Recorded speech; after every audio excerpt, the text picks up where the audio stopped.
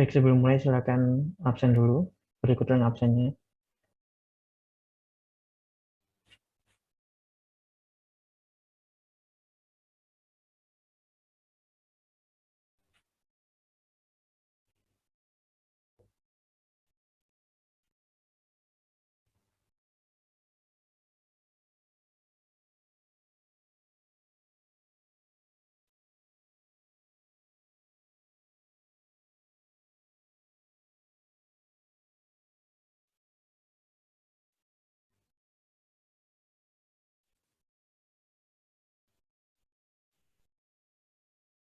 Aziz sudah hadir di sini.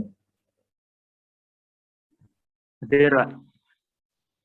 Aziz saya jadikan co-host. Silakan dipimpin doa Aziz. Baik.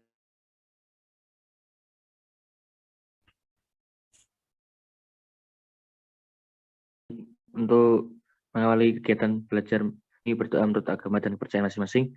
Berdoa tidak kata cukup.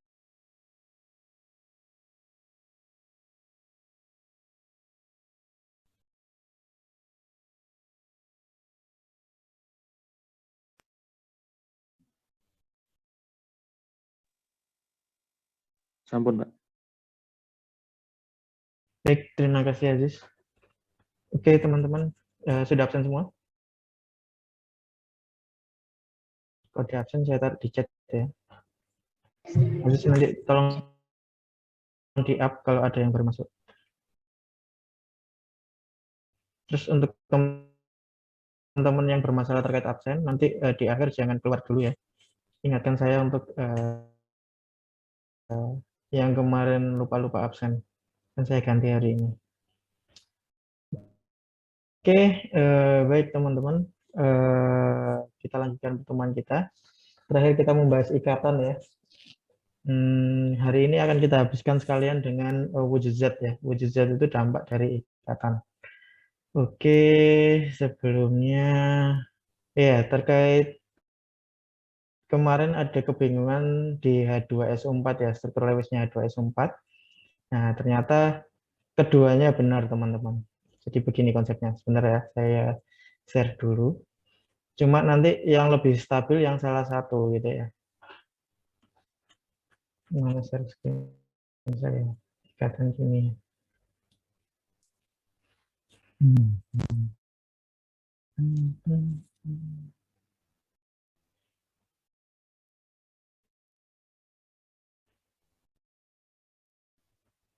Oke, share screen saya terlihat ya.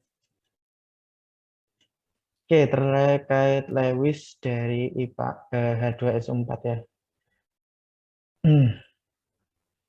Nah, ini tidak salah. Jadi ada beberapa sumber yang menyebutkan memang seperti ini. Dalam artian di sini ya. Nah, ini S-nya sebenarnya ada 6 elektron juga gitu ya. Nah, karena O yang di sini S dengan O yang ini ya. Itu ikatannya adalah ikatan kovalen koordinasi. Jadi elektronnya berasal dari S semua. Jadi S kan ada elektron valensi 6 ya. 1, 2, 3, 4, dan 5, 6. Nah, yang ini dari S dan O gitu ya. Ini juga S dan O. Nah, ini O hanya menerima dari S ya. Jadi O hanya menggunakan elektronnya S. Jadi elektronnya hanya bersumber dari S. 1, 2, 3, 4, 5, 6. Nah, ini struktur ini benar teman-teman. Jadi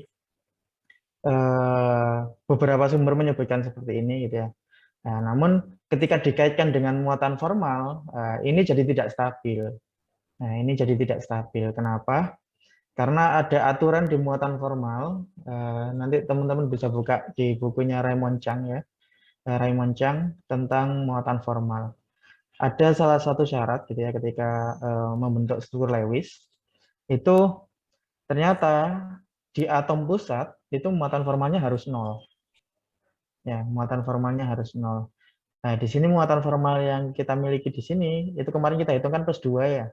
Nah, sehingga dia cenderung kurang stabil. Nah, aturan di muatan formal yang pertama di atom pusat itu muatan formalnya harus nol. Terus apabila ion itu memiliki molekulnya memiliki muatan negatif ya, memiliki muatan negatif, misalkan SO4 2-. SO4 2-. Nah, minusnya itu eh, harus berasal dari unsur yang memiliki elektronegativitasan. Jadi yang elektronegativitasannya tinggi, cenderung negatif. Bisa O gitu ya, bisa N dan lain sebagainya. CLF ya. Jadi kalau ada minus, berarti minusnya dari elektronegativitasan yang tertinggi. Nah, sehingga kalau ini kita hitung muatan formalnya kan di sini ada +2, ini -1, -1. Sebenarnya aturan yang minus selalu datang dari elektronegatif ya, itu benar ya, sudah ini sudah tercapai. Tapi aturan yang pertama ya, terkait si atom pusat harus memiliki 0 ya, atom pusat harus 0, maka struktur ini jadi kurang stabil. Nah, kurang stabil. Bagaimana untuk menstabilkan? Untuk menstabilkan maka ini dia nanti bisa pindah gitu ya, karena ini kan masih ada elektron bebas. Untuk menstabilkan bisa kita buat ikatan rangkap. Nah, jadi eh, bisa kita buat ikatan rangkap. Dua elektron ini jadi turun gitu ya. Ini juga dua elektron jadi turun. Nah, sehingga strukturnya seperti yang digambarkan siapa kemarin ya. Ini nanti ada dua elektron. Bentar saya tebalkan biar kelihatan. Pakai warna hitam aja.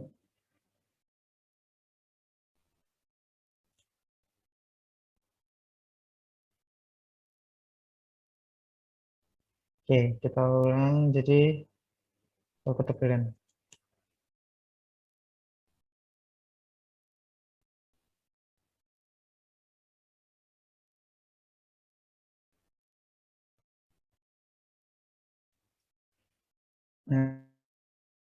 Nah, awalnya kan begini ya.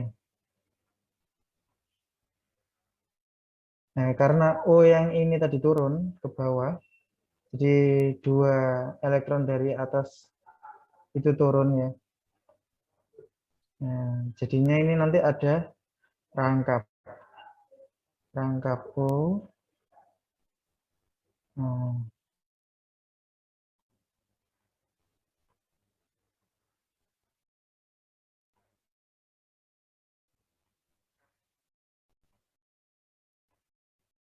terus jika ada pertanyaan, loh, Pak S-nya kok jadinya banyak tangannya gitu ya. Nah, ini pengecualian kayak P kemarin teman-teman. Kan ada beberapa pengecualian yang tidak memenuhi aturan oktet ya. Nah, itu sama dengan P ya. Kalau P itu kan maksimal bisa 10 ya. Nah, S ini karena dia 6 gitu ya. Jadi kalau dia sebagai atom pusat, maka maksimal tangannya, maksimal elektronnya jadinya bisa 12 ya. Kalau semua berikatan.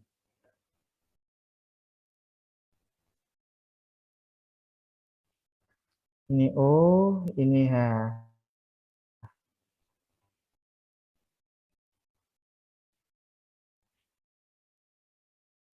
Nah, O-nya yang di sini, elektron bebasnya di sini. Ya. Nah, jadi begini teman-teman. Nah, ini juga SO4 ya, SO4. SO4 lah. Kalau kita hitung muatan formalnya, ini sudah jadinya benar teman-teman. Nah, misal kita hitung muatan formal yang S dulu ya. S muatan formal adalah elektron valensinya 6 ya. Dikurangi setengah kali elektron ikat. Elektron ikatnya kan di sini ada 1, 2, 3, 4, 5, 6, 7, 8, 90, 11, 12 ya. Ada 12. Sehingga setengah kali 12, 6. Minus 0 ya. Sehingga elektron pusatnya, atom pusatnya sudah 0 ya. Atom pusatnya sudah 0. Terus si atas bawah yang berubah lagi kan atas bawah ya. Kalau kiri kanan kan ini tetap ya. Nah, atas bawah itu elektron valensinya 6 dikurangi setengah kali elektron ikat. Di sini ada 1, 2, 3, 4. Ya, setengah kali 4, 2 ya. Jadi 6 minus 2, minus elektron bebasnya 4. 6 minus 2 minus 4 sama dengan 0. Jadi semuanya 0. Nah, H2SO4 totalnya 0 bilognya. Ya, ini juga 0. Nah, berarti ini struktur yang ini dia akan lebih stabil daripada struktur yang ini. Nah, tapi keduanya benar-benar H2SO4 memang memiliki kedua struktur ini. Hanya abundance-nya atau kelimpahannya lebih banyak yang ini daripada yang ini. Kenapa? Karena yang ini lebih stabil. Nah, begitu teman-teman. Terkait H2SO4 ada yang ditanyakan? Jadi ini kalau digaris ya, kalau digaris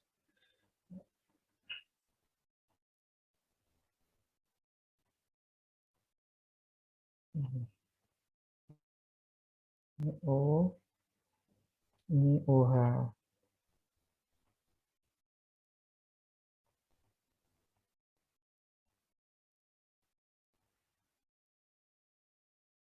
Nah, aturan yang muatan formal tadi itu berlaku juga untuk semua ya, tidak hanya H2SO4. Kalau teman-teman menggambar PO4 ya, HPO4 misalkan, kasusnya sama nanti. Teman-teman akan menemui yang seperti H2SO4 ini. Ya, jadi kalau ditanyain yang stabil yang mana, yang ini. Di mana karena kalau di sini kita cek muatan formalnya ya, atom pusatnya dia 0 muatannya. Begitu teman-teman, ada yang ditanyakan? Jika tidak ada, kita lanjutkan ya. Oke, kita lanjutkan. Karena materinya cukup banyak hari ini. Ini kemarin sudah. Nah, terakhir kemarin sampai itu ya, ikatan logam ya. Halo?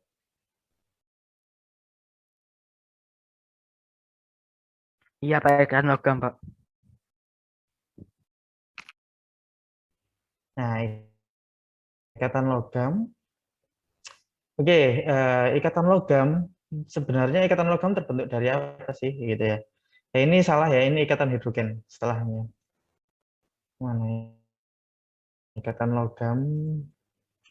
Nah, kemarin sudah saya gambarkan di papan ya. Kenapa kok akhirnya muncul ikatan logam? Ikatan logam itu muncul karena adanya unsur-unsur logam itu dia lebih cenderung melepaskan elektron gitu ya. Nah, unsur-unsur logam dia lebih cenderung melepaskan elektron. Sedangkan pada logam, logam yang sudah melepaskan elektron maka dia akan membentuk kation. Nah, elektron yang dilepas karena tidak ada yang menerima sehingga dia akan mengalir ya. Dia akan mengalir di sekitar kation logam sehingga elektronnya membentuk muatan negatif gitu ya, sedangkan kationnya muatan positif. Itu akan mengikat gitu ya. Mengikat kation-kation logamnya. Nah, aliran elektron yang ada di sekitar kation tadi akan mengikat ya. Nah, ikatan tersebut disebut sebagai ikatan logam. Nah, itulah mengapa pada logam itu dia sebagai konduktor yang baik ya, karena pada dasarnya di dalam logam itu sudah ada aliran elektron gitu ya. Nah, sehingga kalau ada elektron masuk dia bisa langsung dialirkan. Beda halnya dengan ikatan kovalen. Kenapa kok kovalen itu dia bukan konduktor yang baik? Nah, karena tidak ada elektron bebas di sana. Elektronnya sudah dipakai berikatan gitu ya. Jadi tidak ada elektron yang bergerak. Nah, itu yang membedakan kenapa senyawa-senyawa atau zat-zat yang dia berikatan logam, dia lebih cenderung menghantarkan listrik, sedangkan yang berikatan kovalen ya tidak bisa sebagai penghantar listrik. Nah, itu ikatan logam ya, karena ada interaksi itu. Terus ada dua ikatan lagi yang terakhir. Yang pertama ikatan hidrogen sama ikatan van der Waals. Ini hampir sama, teman-teman, hampir sama. Yang membedakan apa? Kalau hidrogen sesuai namanya, berarti interaksi antara hidrogen dengan atom-atom yang memiliki elektronegativitas yang tinggi. Ya, bersifat elektronegativitas yang tinggi, seperti FO dan N ya. FO dan N. Kenapa FO dan N elektronegativitasnya paling tinggi itu ya? Sesuai dengan yang di tabel periodik kemarin ya. Kita bahas di tabel periodik, semakin dia ke kanan, maka elektronegativitasnya semakin tinggi. Kecuali yang kelompok 8 ya. Karena kelompok 8 sudah stabil. Dan semakin dari bawah ke atas, dia juga semakin tinggi. Lah, si FO dan N itu ada di golongan kanan-kanan ya, sehingga dia elektronegativitasnya tinggi. Nah, sehingga ketika H itu kan dia cenderung elektropositif ya, kekurangan elektron gitu ya. Sedangkan si OFN ini dia cenderung menarik elektron. Sehingga ketika dalam suatu molekul ya, ada atom hidrogen dan atom oksigen, dia akan membentuk kutub-kutub yang kemarin gitu ya.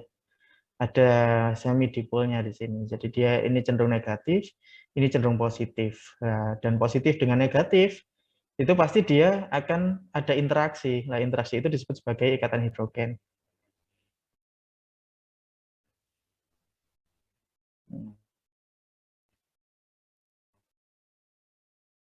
Nah, bedanya apa dengan ikatan van der Waals? Nah, kalau van der Waals ini tidak terpaku unsurnya. Nah, jadi kalau van der Waals itu lebih ke antar ikatan ya.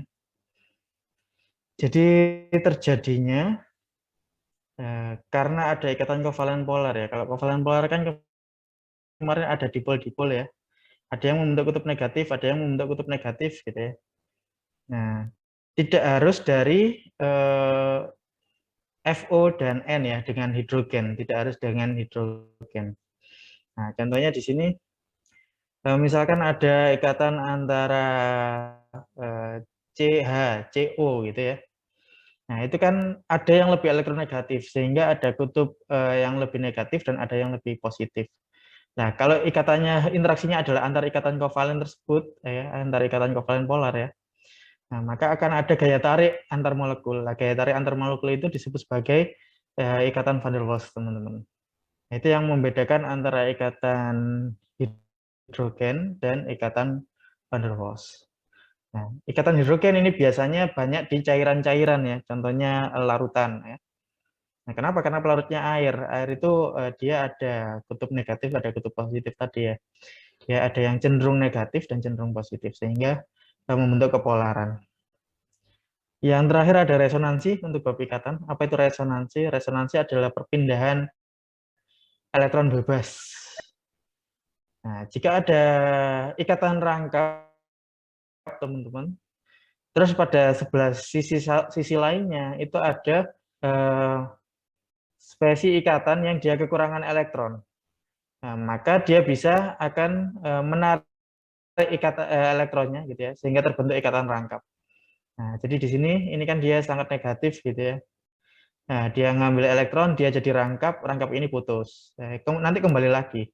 Sehingga ada perpindahan PeB. Nah, perpindahan PeB ini disebut sebagai resonansi. Nah, resonansi ini ada beberapa keuntungan ketika suatu senyawa ada resonansinya gitu ya. Nah, tipenya adalah ketika suatu senyawa memiliki resonansi, senyawa tersebut akan cenderung lebih stabil. Contohnya benzen. Kalau teman-teman ditanya antara benzen dengan sikloheksan ya, sikloheksan kan dia strukturnya hampir sama dengan benzen ya, sama-sama segi 6. Nah, namun kalau ditanya kestabilannya lebih stabil mana, maka jawabannya adalah lebih stabil benzen. Kenapa lebih stabil benzen? Nah, karena di benzen itu ada resonansi. Ada resonansi. Nah, resonansi ini mengakibatkan si senyawa itu dia lebih cenderung stabil. Cenderung lebih stabil. Oke, itu terkait resonansi teman-teman. Yang terakhir, jadi untuk bab ikatan sudah selesai. Ada yang ditanyakan untuk bab ikatan teman-teman?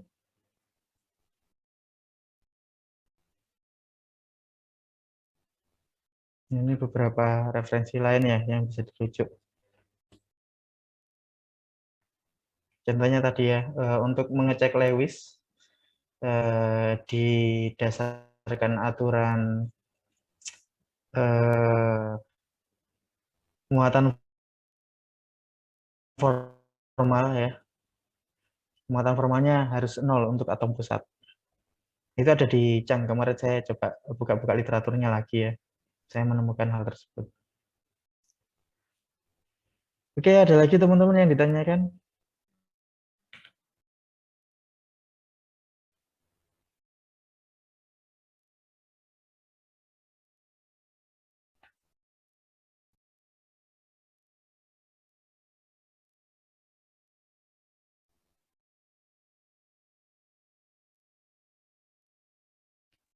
Belum ada, Pak. Tidak ada? Oke, jika tidak ada, kita lanjutkan ke bab wujud zat ya.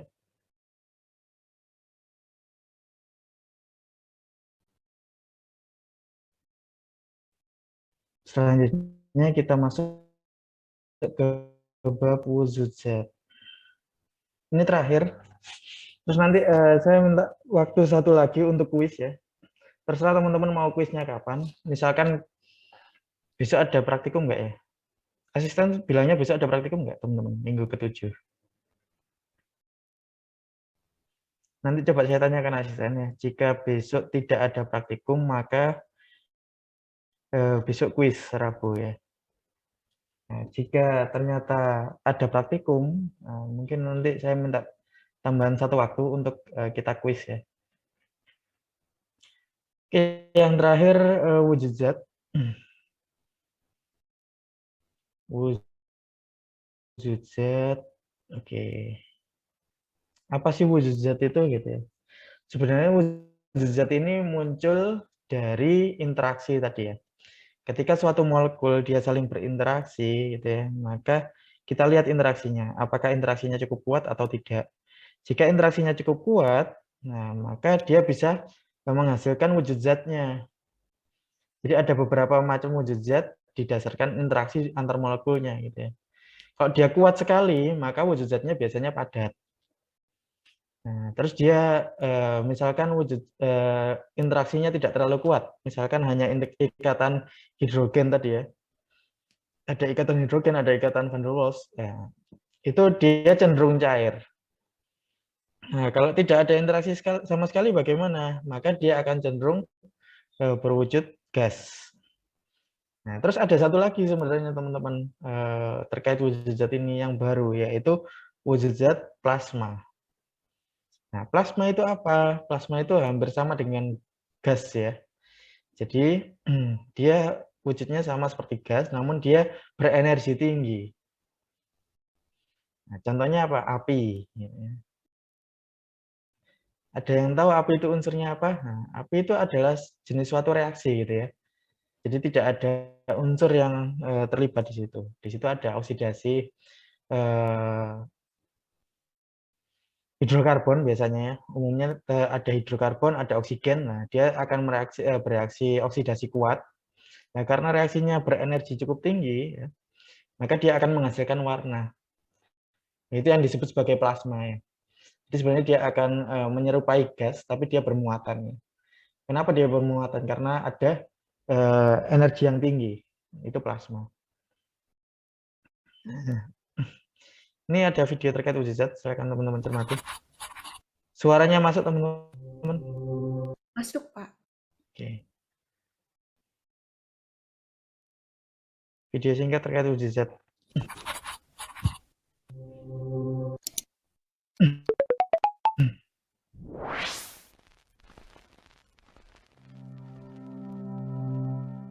In this video you are going to learn what the three states of matter are, some examples of each state of matter, the characteristic properties of the three states of matter. The three states of matter are solid, liquid and gas. Let us look at solids. An example of a solid is your computer. The properties of solids depend on how the particles in solids are packed. In a solid, the particles are closely packed in fixed positions and cannot move anywhere. So, solids are rigid, cannot be squashed or compressed, have a fixed shape and a fixed volume. They cannot flow. Now let us look at liquids. An example of a liquid is water. Just as with solids, the properties of liquids depend on how the particles in liquids are packed. In a liquid, the particles are again closely packed, but not as closely packed as in solids. So this means the particles in liquids can move around each other. So, liquids are not rigid, but because their particles are closely packed as in solids, they cannot be squashed or compressed. They do not have a fixed shape, but they do have a fixed volume. Beware with that one, as many students think because liquids do not have a fixed shape, They do not have a fixed volume either, but they are wrong. If someone orders a pint of beer, they cannot make it 2 pints by pouring it into different containers. As you know, liquids can flow. Finally, let us look at gases. An example of a gas is helium. This is the gas in party balloons because it is less dense than air and unreactive.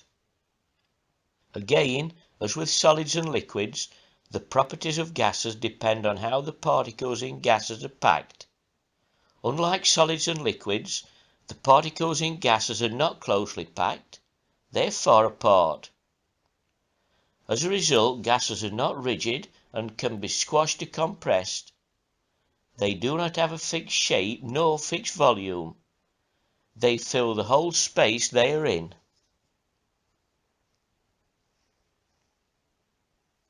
Oke teman-teman, itu tadi ya karakteristik dari ketiga wujud zat. Nah ini ada satu lagi, plasma ya. Jadi yang terbaru itu ada 4, solid, liquid, gas, dan plasma. Nah, apa yang membedakan? Yang pertama adalah interaksinya. Tadi sudah disebutkan kenapa solid itu dia tidak bisa bergerak ya, karena interaksinya sangat kuat. Nah, ikatan kovalen ionik logam itu karena interaksinya sangat kuat ya, sehingga antara molekul satu dengan molekul lain saling mengikat dan dia tidak bisa bergerak, gitu ya. Nah, sehingga dia akan membentuk padatan. Nah, untuk ikatan-ikatan yang lemah seperti van der Waals, terus ada ikatan hidrogen ya. Nah, dia masih ada interaksi antar molekul, namun tidak sekuat padatan, sehingga dia masih bisa bergerak. Sehingga karakternya ketika dia cairan gitu ya, dia tidak memiliki bentuk yang pasti gitu ya, karena dia tidak benar-benar mampat. Karena interaksinya tadi tidak cukup kuat. Nah, gas ini dia lebih cenderung tidak berinteraksi sama sekali. Jadi antara molekul satu dengan molekul lain tidak ada interaksi. Nah, itu molekul-molekul yang tidak berinteraksi antar gas itu disebut sebagai gas ideal ya. Kalau teman-teman pernah dengar gas ideal, apa itu gas ideal? Nah, maka anggapannya antara molekul gas satu dengan molekul gas lain, nah, dia tidak ada interaksi sama sekali. Itu dianggap sebagai gas ideal. Namun itu tidak terjadi teman-teman. Ini dibuktikan oleh penemuannya van der Waals ya. Jadi van der Waals itu juga dia meneliti selain larutan ya, ada gas juga. Ternyata walaupun dia berbentuk gas gitu ya, dia berbentuk gas. Nah itu ada pengaruh ya dari gaya-gaya antar gasnya. Nah, sehingga kalau teman-teman dengar, teman-teman pernah lihat PVNRT ya, PVNRT yang gas ideal itu dikoreksi sama van der Waals.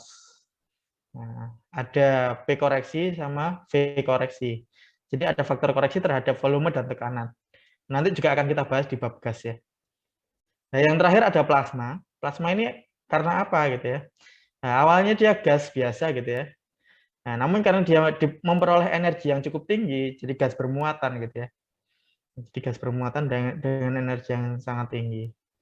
Nah, plasma ini ada macam-macam, ada plasma dingin. Nah, itu yang banyak digunakan biasanya di kalau teman-teman pernah tahu ya, produk elektronik membasmi nyamuk dengan plasma atau AC yang mengandung plasma. Nah, itu plasma dingin, teman-teman. Jadi ada plasma dingin, ada plasma panas. Nah, tapi konsepnya sama ya. Ada konsepnya sama. Jadi dia adalah gas bermuatan gitu ya. Kenapa? Karena ada permainan energi di dalamnya. Ya. Oke, itu sekilas terkait wujud zat. Kita bahas satu-satu. Yang pertama gas ya. Gas ini cukup kompleks, teman-teman. Kenapa gas cukup kompleks? Karena tidak ada interaksi antar satu sama lain gitu ya. Sehingga nanti ada beberapa hal yang dia sifatnya bergantung terhadap kondisi tertentu. Misalkan tekanan, suhu ya. Nah, itu akan mempengaruhi kondisi dari suatu gas.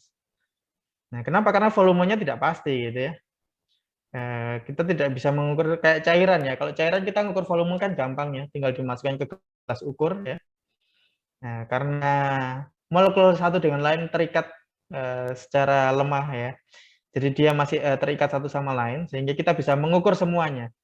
Nah, kalau gas kan ini molekulnya dia bebas ke segala arah gitu ya. Jadi agak susah mengukurnya. Nah, kalau tidak di wadah tertutup gitu ya. Nah, ternyata di wadah tertutup pun ketika dimainkan suhu atau tekanan gitu ya. ternyata volumenya berubah-ubah. Nah, jadi nanti ada beberapa hal yang akan mempengaruhi kondisi suatu gas. Nah, poinnya kalau gas ini tadi interaksinya cukup lemah gitu ya, bahkan hampir tidak ada. Kalau teori yang menyebutkan gas ideal itu dianggap bahwa interaksi antar molekul gas itu tidak ada. Benar-benar tidak ada. Nah, gas ini ada beberapa unsur yang biasanya dia dalam bentuk gas ya, ada hidrogen, nitrogen yang warna biru-biru ini. Ini dia akan berwujud gas pada suhu 25 derajat Celcius dan tekanan 1 atmosfer. Nah, kita lanjutkan. Nah, karena gas tadi agak sedikit unik ya, jadi ada beberapa karakter yang akan mempengaruhi gas. Nah, yang pertama ya, karakter volume dan tekanan dari suatu gas ya. Nah, tekanan itu apa? Tekanan gas adalah tekanan yang ditimbulkan oleh partikel gas di dinding-dinding kontainer. Jadi tekanan ini muncul karena apa? Karena ada gerakan gas tadi ya. Gas kan dia tadi dianggap sebagai tidak ada interaksi satu sama lain sehingga dia bergerak bebas. Nah, pergerakannya yang bebas itu dia bisa memberikan daya dorong gitu ya terhadap wadahnya. Nah, karena ada tumbukan terhadap wadahnya tadi gitu ya. Dianggap dia memiliki tekanan gitu ya, tekanan. Nah, tekanan jika kita lihat di fisika ya, rumusnya tekanan adalah gaya per area. Jadi gaya yang diberikan per area yang ditempati oleh gas tadi. Nah, jadi satuannya bisa Newton per meter persegi atau kilogram meter per sekon kuadrat per meter kuadrat. Itu dalam Pascal ya. Nah, gaya bisa diperoleh dari massa kali percepatan, sehingga kalau massa kali percepatan ini ya, massa kilogram, percepatan meter per sekon kuadrat. Nah, di sini ada meter per meter kuadrat gitu ya. Nah, 1 Pascal sama dengan 1 Newton per meter kuadrat. Ini satuan lain, 1 atmosfer sama dengan 760 mmHg atau 760 torr ya. 1 atm sama dengan 101,325 Pascal. Ini nanti silakan dicari konversinya. Ada juga konversi ke bar ya. Biasanya tekanan juga ada yang dinyatakan dalam wujud bar. Nah, ini alat untuk mengukur tekanan. Nah, namanya adalah barometer ya. Barometer itu apa? Barometer adalah salah satu instrumen sederhana yang dia bisa digunakan untuk mengukur tekanan. Jadi konsepnya dia pakai cairan. Di sini ada cairan gitu ya. Nah, begitu cairan ini dikenai tekanan, nah maka cairan yang ada di pipa akan naik sesuai dengan tekanannya. Semakin tinggi tekanan, maka dia akan semakin naik gitu ya. Nah, terus dibuat skala di sini. Skala. Nah, skala ini menunjukkan tekanan dari suatu gasnya.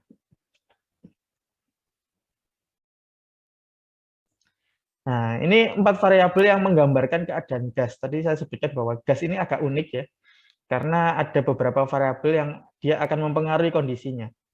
Apa saja yang mempengaruhi kondisi suatu gas? Yang pertama ada tekanan, yang kedua volume, yang ketiga adalah temperatur, dan yang keempat adalah jumlah gasnya atau molnya. Jadi keempat hal ini yang nanti dia akan mempengaruhi kondisi suatu gas. Nah, kenapa? Karena dia tidak saling berinteraksi satu sama lain tadi ya, sehingga karakternya agak lebih susah untuk difahami gitu ya. Nah, dibandingkan yang dia terikat-terikat. Kalau terikat-terikat kan menghitung volumenya jelas, sudah pasti gitu ya. Nah, tekanan yang diberikan juga sudah jelas gitu. Nah, ini untuk mengetahui kondisi gas tadi, ada beberapa ilmuwan yang mengembangkan teorinya. Yang pertama Boyle. Ya, Boyle ini mempelajari hubungan antara tekanan dan volume gas. Nah, ternyata tekanan dan volume itu dia berbanding terbalik. Ketika tekanannya meningkat, diberi tekanan yang lebih, gitu ya, ternyata volumenya akan lebih menciut, volumenya menurun. Nah, ketika tekanannya dikurangi, volumenya akan bertambah. Nah, tentunya kalau kita membuat variasi semacam ini, ada yang harus konstan ya. Nah, kalau ini yang dipelajari adalah tekanan dan V, maka dua lainnya akan konstan. Dua lainnya apa? Mol ya. Tadi kan ini ada 4 ya. tekanan, volume, suhu ya. Nah, berarti di sini suhu dan molnya harus sama. Pada suhu dan mol yang sama. Nah, sehingga untuk hukum Boyle, volume gas berbanding terbalik dengan tekanannya pada temperatur konstan ya. Ada syaratnya yang harus disamakan. Nah, dalam hal ini yang disamakan adalah temperaturnya harus konstan.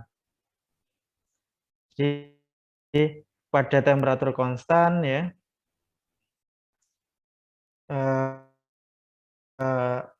volume gas itu dia berbanding terbalik dengan tekanannya. Sehingga kalau dia berbanding terbalik kan jadinya seper ya. Jadi di sini tekanan itu dia berbanding terbalik dengan volume seper V. Nah, sehingga untuk mencari tekanan dikali V sama dengan konstan ya.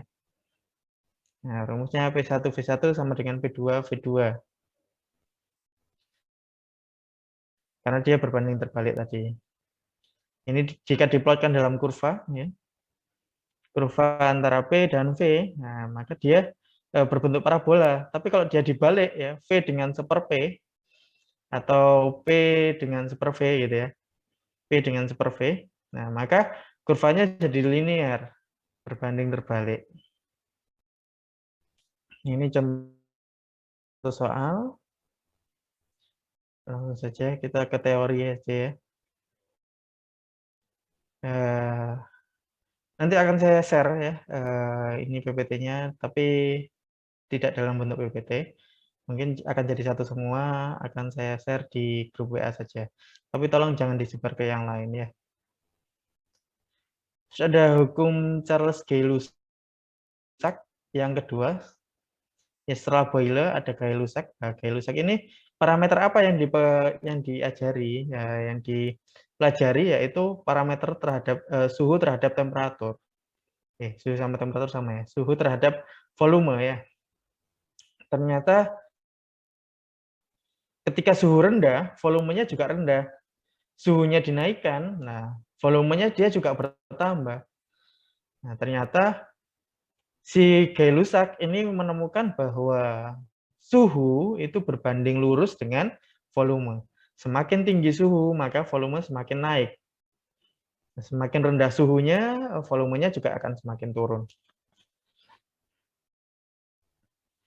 Nah, suhu ini untuk aturnya Gay-Lussac dia melakukan dalam bentuk Kelvin gitu ya.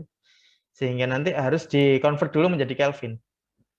Nah, untuk Celsius ke Kelvin ditambah 273 ya. 273,15 atau 273 jika dibulatkan gitu ya.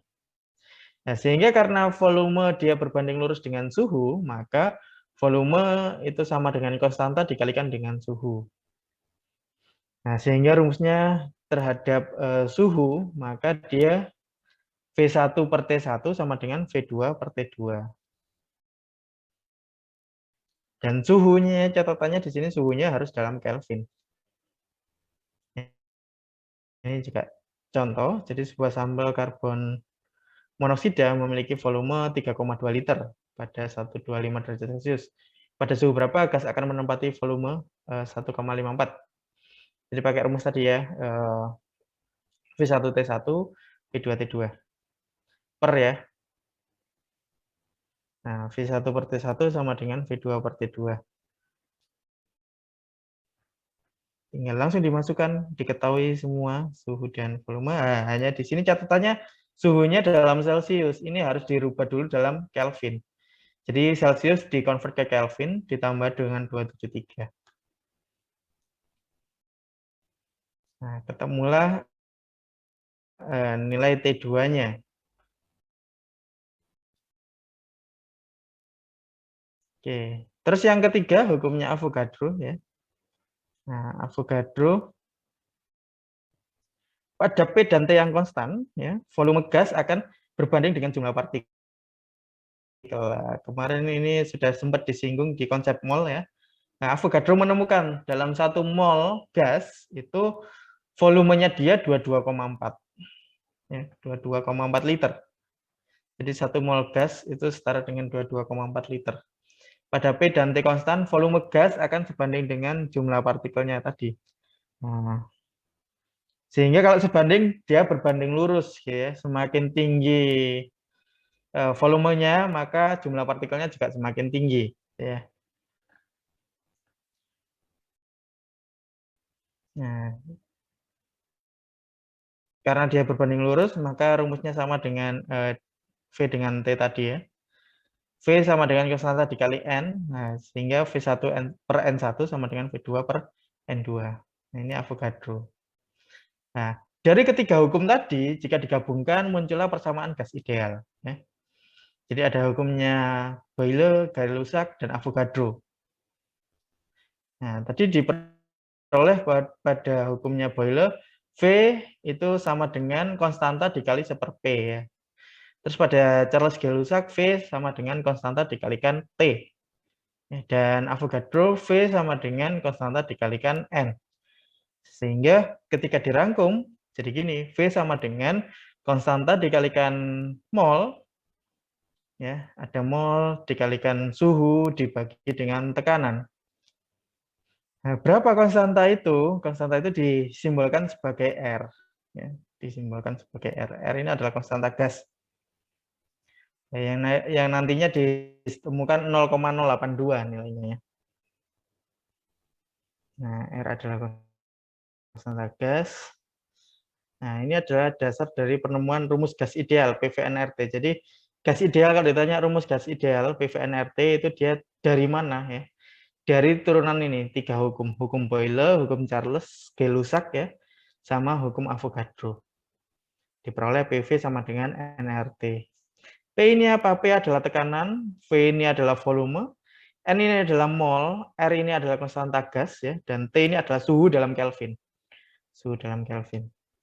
Nah, kembali lagi, rumus ini adalah untuk gas ideal. Nah, tadi di awal sudah saya sebutkan, gas ideal itu adalah gas yang dianggap tidak ada interaksi, ya, antara satu dengan yang lainnya. Nah, lantas berapa nilai R? Bagaimana menemukan nilai R? Nah, nilai R ditemukan oleh percobaan, ya. Jadi pada kondisi 0 derajat Celcius 1 atmosfer disebut sebagai kondisi STP atau Standard Temperature and Pressure. Nah, di situ mulai dihitung, gitu, ya. Dilakukan eksperimen untuk menghitung bahwa pada keadaan STP, 1 mol gas ideal menempati ruang 22,4 liter. 22,4 liter. Nah, ini dimasukkan dalam rumus PV-NRT. Tekanannya sudah jelas 1, gitu, ya. Volumenya 22,4 liter. Terus di situ ada molnya, 1 mol gas ideal, ya. Dan suhunya 273,15 Kelvin pada suhu 0 derajat Celcius. Nah, sehingga diperoleh nilai R-nya ketika ini dihitung, ya. Nilai R-nya ketemu 0,082. Nah, inilah yang dipakai sampai sekarang, gitu, ya. Konstanta gas itu 0,082 liter atmosfer per mol Kelvin. Liter atmosfer per mol Kelvin. Nah, sampai sini ada yang ditanyakan untuk rumus gas ideal, teman-teman? PV-NRT. Tidak ada? Oke, jika tidak ada kita lanjutkan. Iya, ya, Ayesa. Iya, belum ada, Pak. Oke, kita lanjutkan. Ini contoh soal. Berapa volume yang ditempati oleh 49,8 gram HCl pada keadaan STP? STP tadi 0 derajat Celcius 1 atmosfer, gitu, ya. Nah, sehingga P sudah diketahui, ya. 1 atmosfer tekanannya, ya. T-nya juga sudah diketahui 0 derajat Celcius.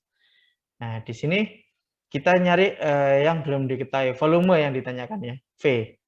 Nah, N-nya dari mana? N-nya sudah bisa dicari dari ini, ya. Ini kan molnya HCl. Gramnya sekian, maka dibagi dengan MR-nya HCl, ya. Ketemu mol.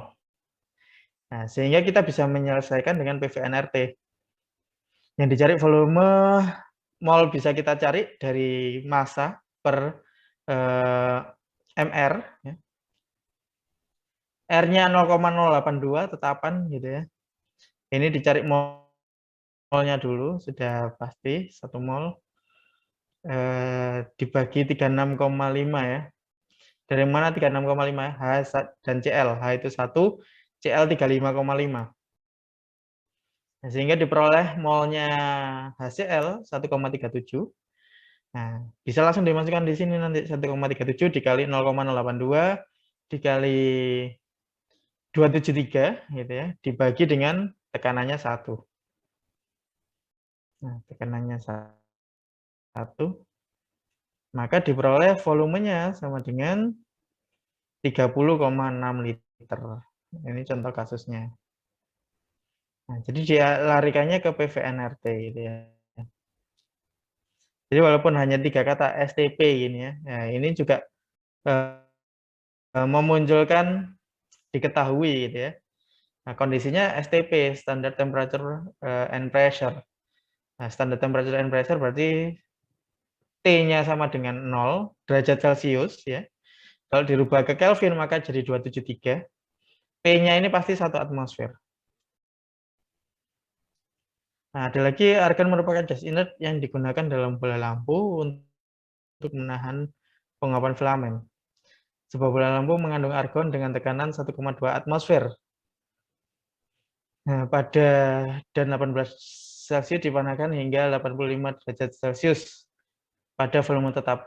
Berapa tekanan akhir? Nah, kalau ini perbandingan gitu ya. Nah, hanya perbandingan bisa langsung dipecahkan gitu ya. Perbandingan antara P dan T gitu ya. Di sini ada P awal, ada T awal 18 jadi 85. Tekanan awalnya 1,2. Tekanan akhirnya berapa gitu ya. Nah, ini tetap dijadikan Kelvin dulu. Jadi 18 dijadikan Kelvin sama dengan 291 dan 85 juga dijadikan Kelvin jadi 358 ya. Baru dimasukkan rumusnya. Bisa kita cari tekanan akhirnya gitu ya. P2-nya.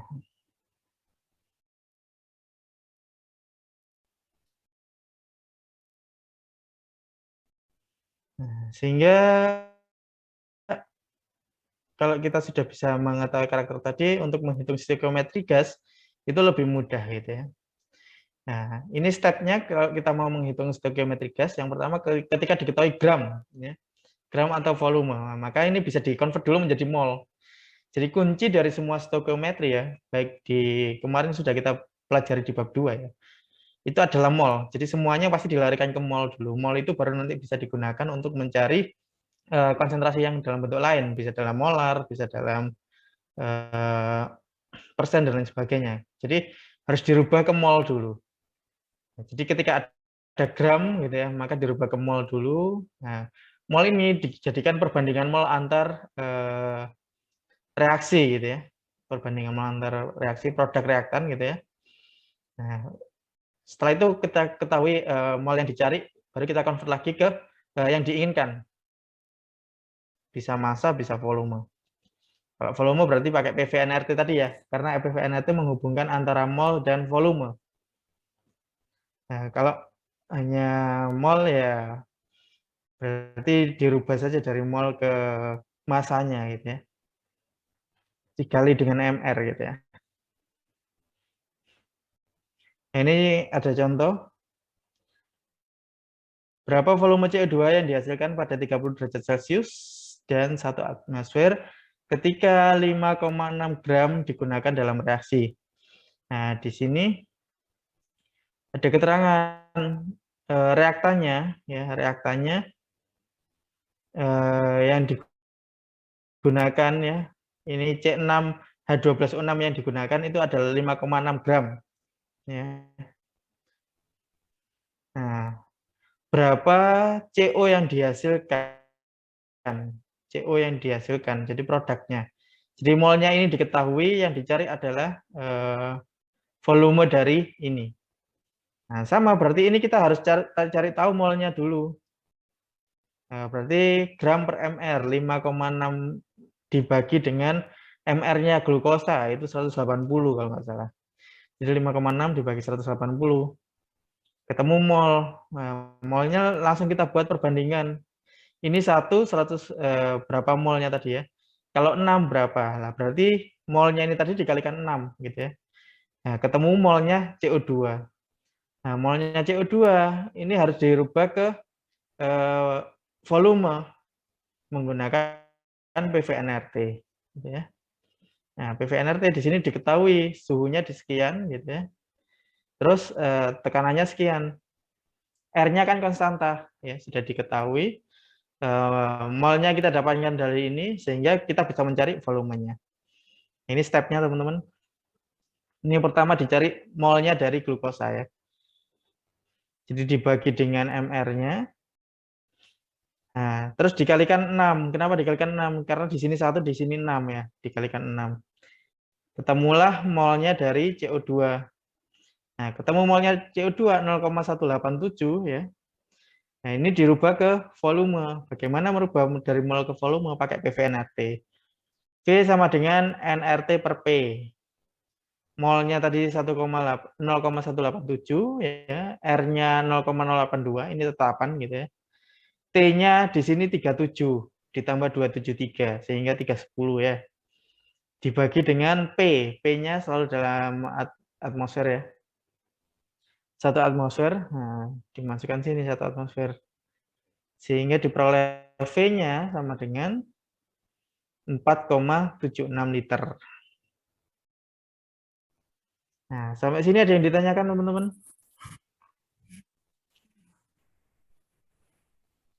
Cukup jelas ya.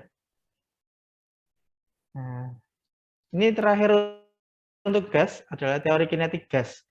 Apa itu teori kinetik gas? Nah, tadi kalau kita ibaratkan gas itu dia ada tidak ada interaksi gitu ya. Nah, karena dia tidak ada interaksi maka dia bisa bergerak bebas. Sesuatu yang bergerak dia pasti memiliki energi kinetik ya. Nah, ini juga dipelajari di fisika saya rasa energi kinetik ya. Nah, rumusnya energi kinetik di fisika apa? Setengah mv kuadrat ya.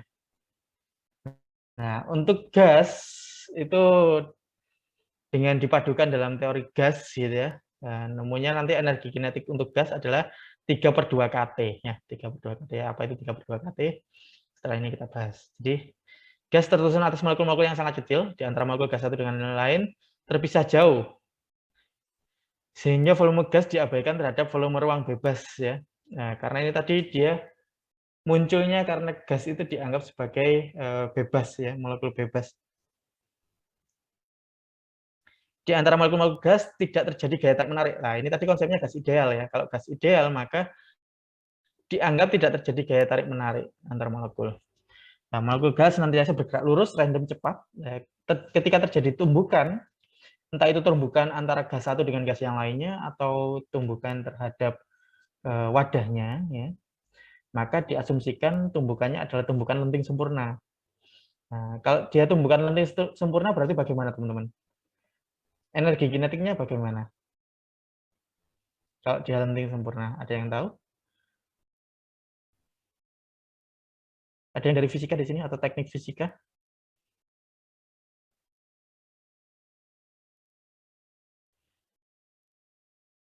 Nah, cirinya ketika suatu benda ya, dia lenting sempurna, maka tidak ada perubahan energi kinetik ya. Jadi energi kinetik sebelum tumbukan dan setelah tumbukan akan sama ketika konsepnya dia adalah tumbukan lenting sempurna. Kalau lenting sebagian baru nanti akan ada sedikit perubahan. Nah, pada saat tertentu dalam kelompok molekul gas yang berbeda memiliki laju energi kinetik yang berbeda. Jadi ketika gasnya berbeda, maka energi kinetiknya juga berbeda. Nah, sehingga diperoleh kondisinya, jika kondisinya berbeda, energi kinetiknya juga akan berbeda gitu ya. Nah, ini diperoleh rumus ya untuk mencari energi kinetik dari suatu gas. Energi kinetik dari suatu gas sama dengan 3/2 kT gitu ya. Jadi dari mana 3/2 kT ini diperoleh? Ya, ini penggabungan antara rumus PV-nRT dengan rumusnya energi kinetik setengah mv kuadrat. Ya. Nah, nanti akan diperoleh akhirnya adalah EK energi kinetik sama dengan 3/2 kT. Di mana K ini apa? K ini konstanta Boltzmann. Konstanta Boltzmann. Nilainya 1,3 kali 10 pangkat min 16.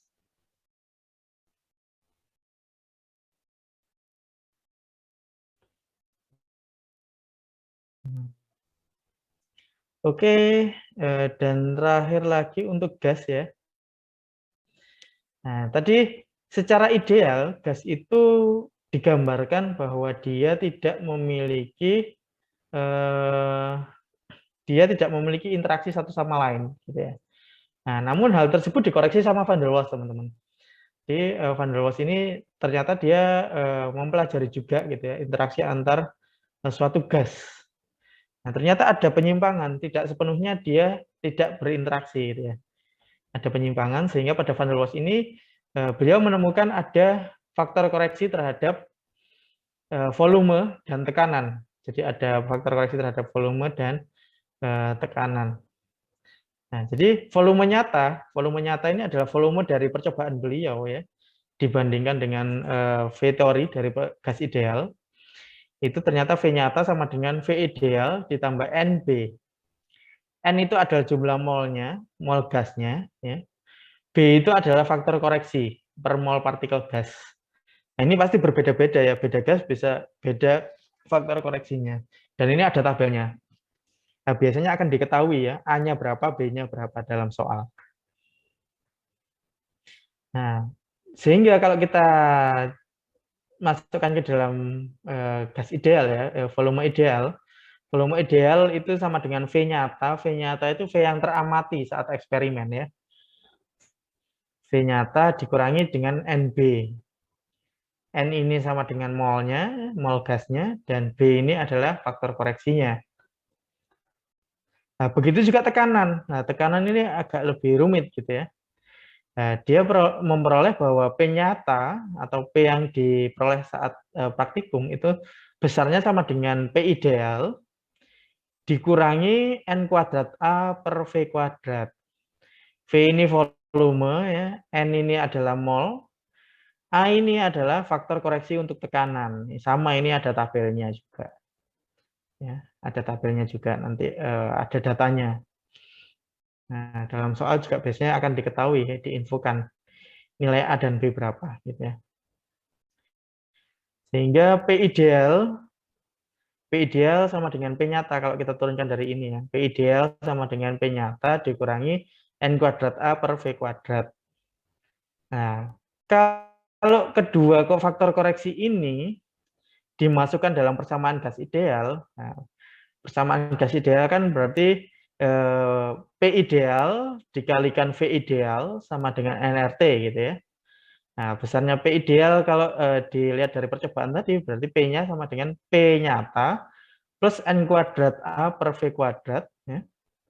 Dikalikan V-nya ini V ideal sama dengan V nyata min NB. Nah, ini dimasukkan ke sini. Ini kan dengan nRT. Nah, jadi P-nya ini sudah jadi P nyata ya. V-nya ini juga sudah menjadi V nyata. Nah, ini penyimpangan yang terjadi pada gas ideal yang diteliti oleh van der Waals. Oke, terkait gas sampai sini ada yang ditanyakan teman-teman? Kita masih punya dua lagi, yaitu cairan ya dan padatan.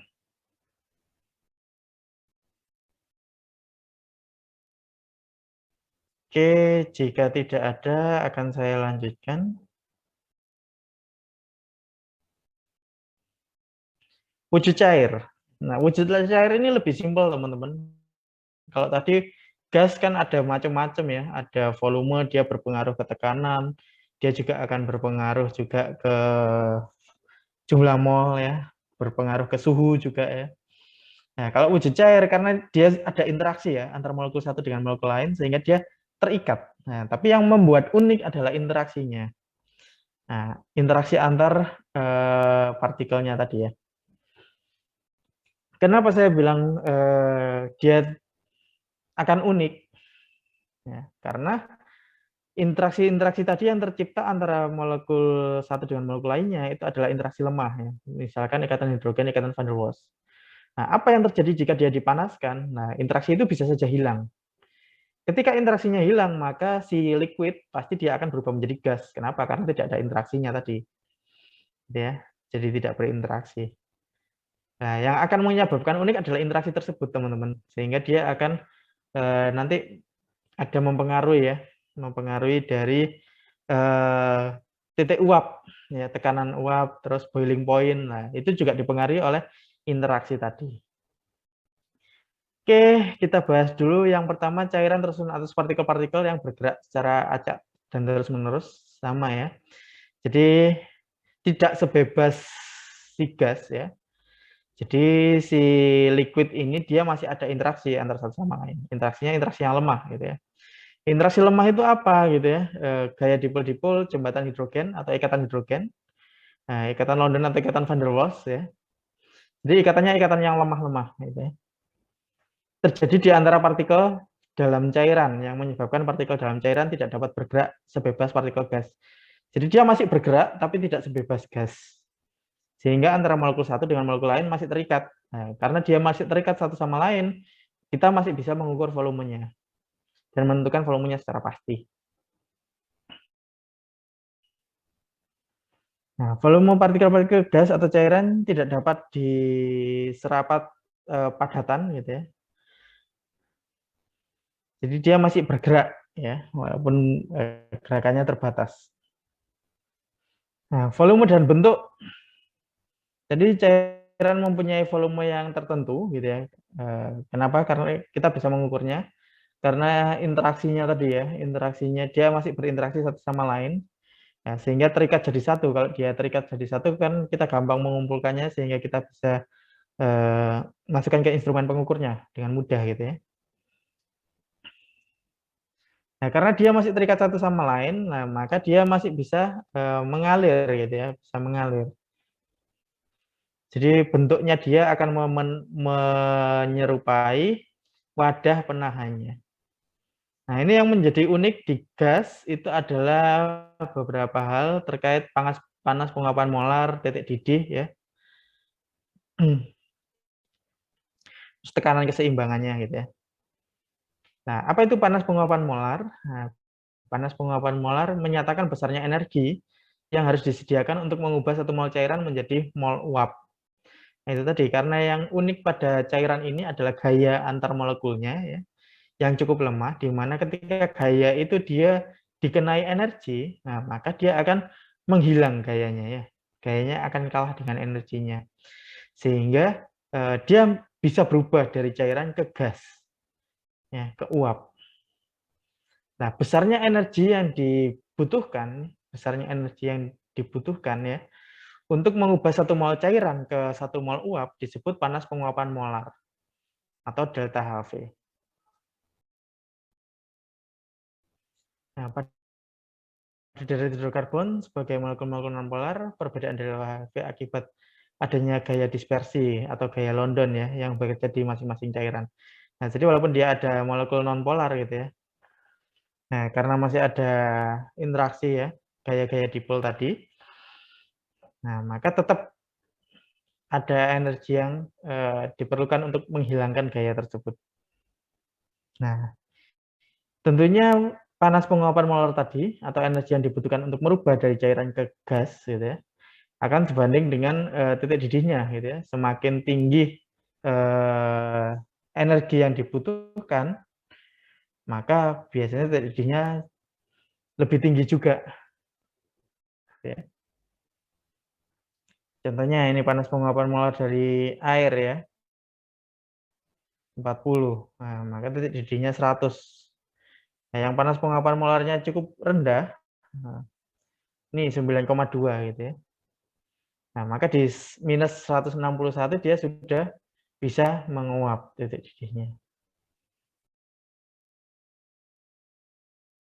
Titik didih itu apa? Titik didih suhu di mana berubahnya tadi ya. Suhu di mana terjadi perubahan antara dari cair ke padat, dari cair ke gas ya, itu titik didih.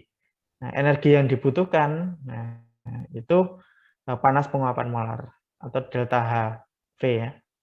Delta HV. Nah, itu bedanya antara titik didih dengan delta HV, teman-teman. Nah, terus ada tekanan uap setimbang. Nah, tekanan uap setimbang ini biasanya terjadi pada sistem tertutup gitu ya. Partikel-partikel cairan telah menjadi gas menimbulkan tekanan terhadap ruangan yang disebut tekanan uap. Nah, apabila tekanan uap itu saling berkumpul, lama-lama dia akan mempunyai tekanan yang sama dengan cairannya. Nah, ketika panasnya tekanan uapnya sama gitu ya, maka laju perubahan dari cair ke gas dan gas ke cair akan sama. Nah, itu yang disebut sebagai kesetimbangan dari tekanan uap setimbang ya. Kenapa bisa muncul itu? Ini analoginya, besarnya nilai tekanan uap setimbang, dia pasti akan berbeda antar molekul satu dengan molekul lain. Kenapa? Karena dia bergantung terhadap sifat dasar cairan. Nah, sifat dasar cairannya ini yang memberi pengaruh apa? Yang memberi pengaruh yang paling dominan adalah gaya interaksinya antar partikel satu dengan partikel lain. Yang kedua adalah temperatur penguapannya, pasti berbeda-beda ya. Beda molekul pasti beda panasnya, karena interaksinya saja berbeda ya. Nah, ini tadi dikatakan tekanan uap setimbang lah. Biasanya terjadi pada sistem tertutup ya, sistem tertutup. Nah, jadi ketika ada air terus dalam wadah tertutup terus dipanaskan, maka air ini akan menguap. Nah, di situ ada laju ya, laju perubahan dari cairan ke uap. Nah, lama-kelamaan uap ini akan menumpuk ya di permukaan dan menimbulkan tekanan. Ketika uap itu semakin banyak dan jenuh, nah maka air-air tadi akan bergabung kembali antara uap air satu dengan uap air yang lain dan menghasilkan cairan lagi. Nah, akan kembali ke cairan. Nah, saat laju dari cair ke gas itu sama dengan laju gas ke cair, nah pada saat itu, pada tekanan itulah yang disebut sebagai tekanan uap setimbang. Ya, tekanan uap setimbang. Nah, jadi laju evaporasi sama dengan laju kondensasi dalam suatu wadah. Ini akan terjadi pada tekanan tertentu gitu ya. Kenapa? Karena setiap dia menguap, nah pasti dia akan memunculkan tekanan di sini ya. Nah, namun tekanannya untuk gas-gas yang saling bertemu dia akan membentuk cairan lagi gitu ya. Nah, jadi tekanan di mana laju pembentukan gas itu sama dengan laju pembentukan cairan disebut sebagai tekanan uap setimbang ya, tekanan uap setimbang. Jadi itu untuk air ya, untuk cairan dia punya delta HV atau energi yang diperlukan untuk menguap gitu ya. Kalau sudah menjadi uap dalam sistem tertutup maka dia punya tekanan uap setimbang ya, tekanan uap setimbang. Kenapa? Karena molekul-molekul uap dari gas tadi, uap dari cairan ya, ketika dia bertemu kembali maka dia akan membentuk cairan lagi gitu ya. Nah, terus karakter unik lainnya yaitu titik didih ya. Titik didih dan tegangan permukaan. Nah, titik didih tadi sudah saya bahas. Apa itu titik didih? Titik didih itu suhu ya, temperatur. Suhu nah, pada saat besarnya tekanan uap cairan sama dengan tekanan udara di sekitarnya. Nah, sehingga apa yang terjadi ketika tekanan uap cairan sama dengan tekanan di sekitarnya, nah, maka terjadi penguapan dari cair akan ke gas. Energi yang dibutuhkan tadi disebut sebagai delta HV, ya, delta HV. Sedangkan suhunya itu dicatat sebagai titik didih, ya, titik didih. Terjadi penguapan pertama, gitu ya. Nah, kenapa? Karena itu tadi tekanan uap cairannya itu sudah sama dengan tekanan di udara. Nah, karena adanya energi yang diberikan tadi ya. Nah, terus apa itu tegangan permukaan? Nah, tegangan permukaan ini muncul karena adanya interaksi antar partikel ya. Jadi interaksi antar partikel. Nah, namun karena dalam suatu wadah, ketika dia diletakkan dalam suatu wadah, nah ada yang sedikit berbeda. Interaksi yang ada di tengah dengan yang ada di permukaan akan berbeda, teman-teman. Kenapa? Kalau yang di tengah, dia interaksinya bisa ke segala arah kan ya. Jadi bisa ke kiri, kanan, atas, bawah. Sedangkan yang ada di permukaan ini, nah interaksinya hanya cenderung ke bagian bawah. Ke gasnya kan tidak ada interaksi.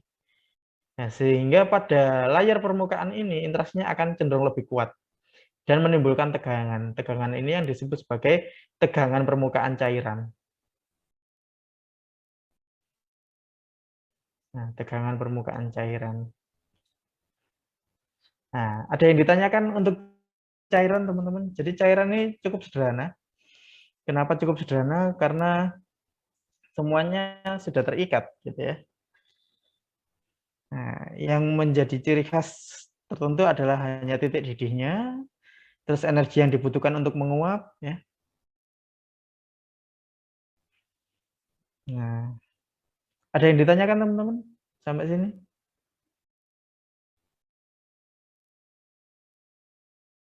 Tidak ada. Jika tidak ada, kita lanjutkan ke zat terakhir ya, wujud padat. Nah, padat sudah jelas ya, dia berbeda dengan cairan dan gas. Kalau padat interaksinya ini bisa kuat. Kenapa kuat? Karena ikatannya juga kuat. Ada ikatan ionik, ada ikatan kovalen, ada ikatan logam ya. Nah, di mana energi dari ikatan-ikatan itu cukup kuat sehingga membuat antara molekul satu dengan molekul lain tidak bisa saling berpindah. Nah, ketika dia tidak bisa saling berpindah, maka dia akan mampat dalam satu bentuk padatan, gitu ya. Nah, penyusun padatan sangat kuat dan partikel-partikel tersebut terikat secara relatif kuat pada tempatnya sehingga tidak ada aliran, gitu ya. Karena masing-masing atomnya ini terikat pada tempatnya masing-masing. Dan ikatannya cukup kuat, energinya cukup besar, ya, sehingga dia akan membentuk padatan. Nah, dari segi wujudnya, padatan ada dua macam, teman-teman. Ada padatan kristalin dan amorf. Bedanya apa kristalin dan amorf? Nah, strukturnya. Padatan kristalin itu dia strukturnya tertata rapi dan dia berpola. Nanti ada yang namanya pola kisi kristal. Ya. Dia berpola. Itu disebut sebagai padatan kristalin. Contohnya gula pasir ya. Nah, terus NaCl itu juga dia bisa berupa padatan kristalin dan lain sebagainya ya. Cirinya kalau dia kristalin ya, dia membentuk struktur ya. Jadi struktur dari kristalnya itu berpola. Ada pola kisi kristal, nanti akan kita pelajari juga. Sedangkan padatan yang satunya adalah padatan amorf ya. Atau amorphous ya, amorf. Bedanya apa? Kalau amorf ini dia lebih tidak beraturan. Nah, gula yang dalam bentuk gula pasir itu dia masih bentuk padatan ya, padatan kristal. Nah, tapi gula yang dalam bentuk permen kapas, nah itu dia sudah tidak lagi dalam bentuk kristal, dia dalam bentuk amorf. Ada yang tahu kenapa demikian, teman-teman? Nah, padahal sama-sama gula ya, sama-sama gula. Nah, ini terjadi karena apa? Nah, karena ada perubahan struktur dari gula yang strukturnya berupa kristalin padat gitu ya. Nah, ada yang tahu bagaimana cara membuat permen gula, permen kapas? Biasanya di pasar malam gitu ya, ada orang jualan permen kapas. Nah, permen kapas itu dari apa? Dari gula gitu ya. Nah, namun strukturnya berubah. Kenapa struktur berubah? Kalau teman-teman amati pada penjual permen kapas itu ya, nah, untuk membuat permen kapas itu ada gula di tengah, terus dia bakar. Gulanya dibakar, berarti gulanya tadi diberikan energi di situ ya. Nah, energi itu tentunya akan merusak ya, merusak interaksi antar molekulnya. Setelah itu diberi gaya sentrifugasi, diputar kan. Nah, jadi alatnya itu diputar. Nah, sehingga muncullah serabut-serabut gula. Nah, sehingga gula yang awalnya dia bentuknya kristalin karena dipanaskan kan gaya-gaya antar molekulnya berkurang ya. karena gaya-gaya antar molekulnya berkurang, diberi perlakuan sentrifugasi, nah, sehingga molekulnya semakin teracak. Nah, dia semakin teracak, dia membentuk EMOF. Dia akan lebih tidak beraturan. Nah, kalau lebih tidak beraturan, maka strukturnya dia lebih soft ya, lebih soft daripada yang padatan. Kalau padatnya yang kristalin benar-benar kristal itu kan dia mampat sekali ya. Nah, karena dia tertata rapi dan mampat sekali, interaksinya cukup kuat.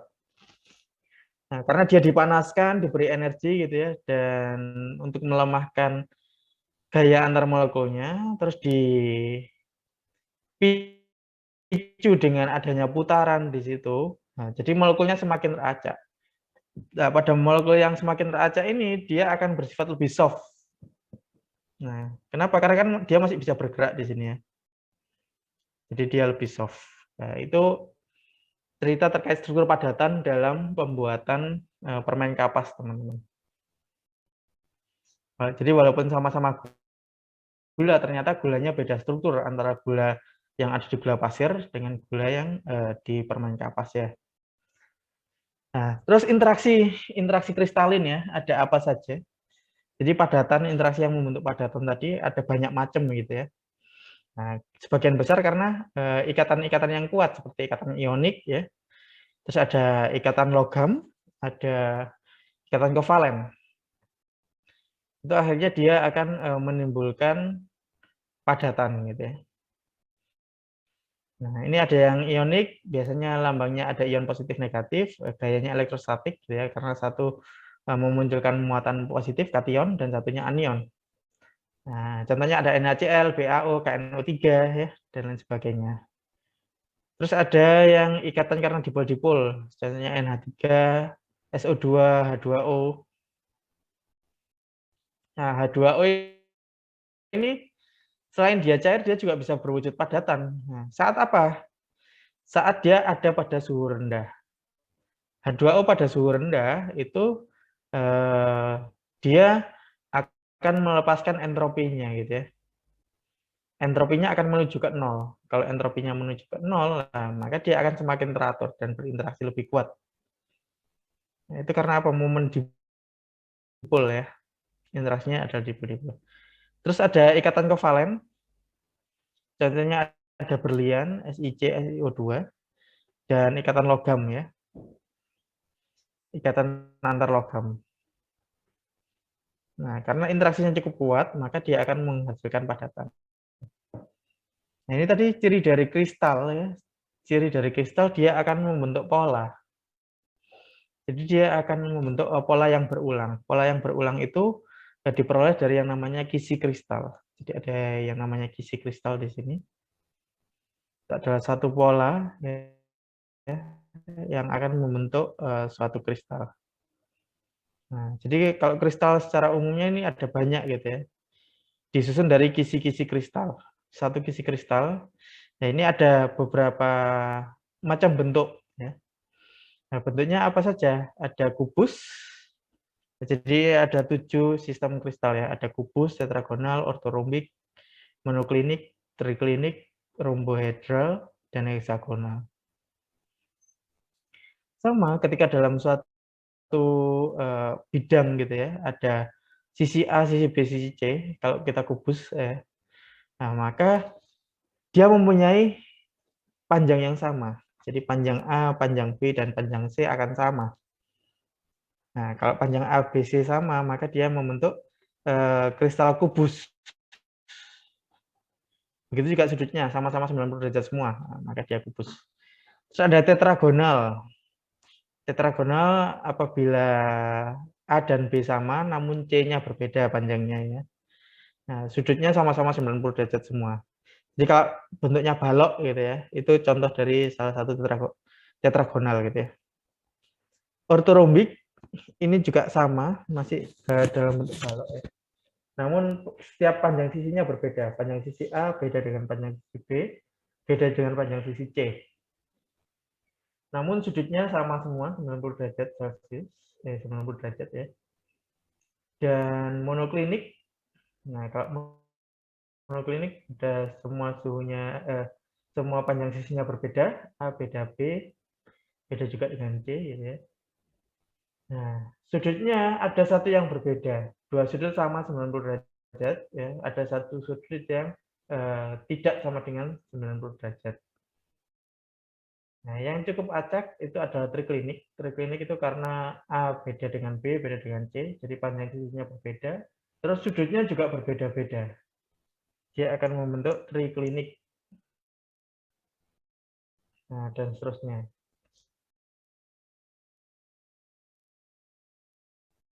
Nah, salah satu hal yang unik di sini ya adalah sistem kristal kubus ya. Kenapa? Kalau kubus itu kita mempunyai 3 macam kristal kubus ya. Ada kubus sederhana, ada kubus pusat muka, dan ada ini pusat muka ya. Ini pusat muka. Ada kubus pusat badan. Nah, bedanya apa? Banyak bedanya ya. Mulai dari yang pertama, jumlah atom penyusun. Nah, jumlah atom penyusun ini kan kelihatan seperti 4 ya. Nah, tapi kalau kita lihat yang ada di dalam kubus itu hanya 1/8 bagian dari satu atom. Sehingga kalau ada 8 atom, maka penyusun dari simbol kubus ini hanya satu atom sebenarnya. Satu atom ya. Nah, kalau kubus pusat badan, ini ada 2. Dari mana 2? Karena satu sudah ada di tengah. Ya. Terus 1/8 dari setiap atom-atom yang putih ini, menyumbang 1/8-nya. Nah, 1/8 kali 8, 1. Sehingga totalnya 2. Nah, kalau di sini ada berapa kira-kira teman-teman untuk kubus pusat muka? Ada yang tahu kubus pusat muka berapa? Ada 4. Ya, 4. Kenapa? Karena di setiap permukaan akan menyumbang setengah-setengah. Gitu ya. Jadi depan belakang setengah jadi 1 gitu ya. Kanan kiri jadi 1, atas bawah 1 jadi 3 ya. Terus ada 1/8 dikali 8 tadi. Nah, jadi untuk kubus sederhana, jumlah atom penyusunnya adalah 1. Kubus pusat badan ada 2. Kubus pusat muka ada 4. Ya, jumlah penyusun atomnya. Nah, karena jumlah penyusun atomnya berbeda-beda ya, maka akan mempengaruhi beda juga ternyata jari-jarinya. Jari-jarinya. Nah, kalau volumenya sama kan, volumenya diperoleh dari sisi kali sisi kali sisi ya. Sama. Nah, ini sisi kali sisi kali sisi. Nah, tapi setiap sisi itu berbeda-beda. Kalau kubus sederhana sudah jelas satu sisi ini sama dengan 2 kali jari-jari atomnya ya. 2 kali jari-jari atom. Nah, bagaimana dengan kubus pusat badan dan pusat muka? Berbeda. Kenapa? Karena di sini ada atom di tengahnya. Ini ada atom juga di sini. Sehingga untuk mencari satu sisi begini, ada peranan dari atom yang ada di tengah dan ada peranan dari atom yang di ujung. Sehingga besarnya R-nya berbeda-beda. Atau jari-jari, jarak antar atomnya. Ya, kalau volumenya semuanya sama. Volumenya nyarinya A pangkat 3, A pangkat 3, A pangkat 3 gitu ya. Ini tadi yang saya sebutkan jumlah atom, ya, penyusun atom penyusunnya. Kalau kubus sederhana dia 1, kubus pusat badan 2, kubus pusat muka ada 4. Terus koordinasi, bilangan koordinasi. Nah, bilangan koordinasi itu satu atom dia bisa berinteraksi dengan berapa gitu ya. Nah, kita lihat kalau di sini kubus sederhana 1 itu satu atom, misalkan atom yang ini ya. Dia akan bisa berinteraksi dengan 6 atom lainnya.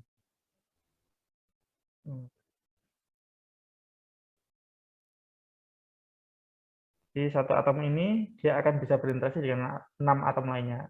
Mana saja? Ini ya, 1, 2, 3. Nah, kalau ini kita perpanjang lagi, maka di samping sini ada lagi 4 ya. Di atas ada 5 dan di depan ada 6. Jadi satu ini bisa berikatan dengan 6 atom lain. Sehingga bilangan koordinasinya 6. Nah, kalau ini 8 ya. Jadi ada 6, ada 8. Kalau dia kubus pusat badan, dia 8.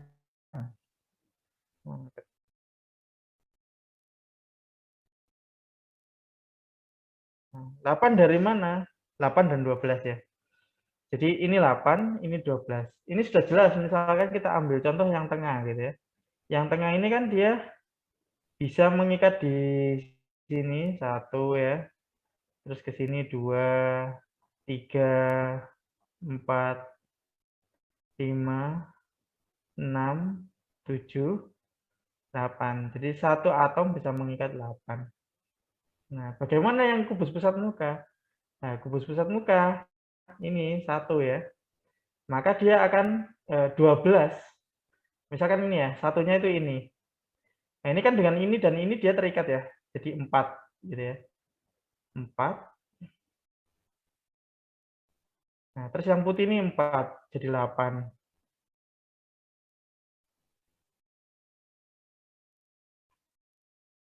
Ya, terus yang putih ini ada 4.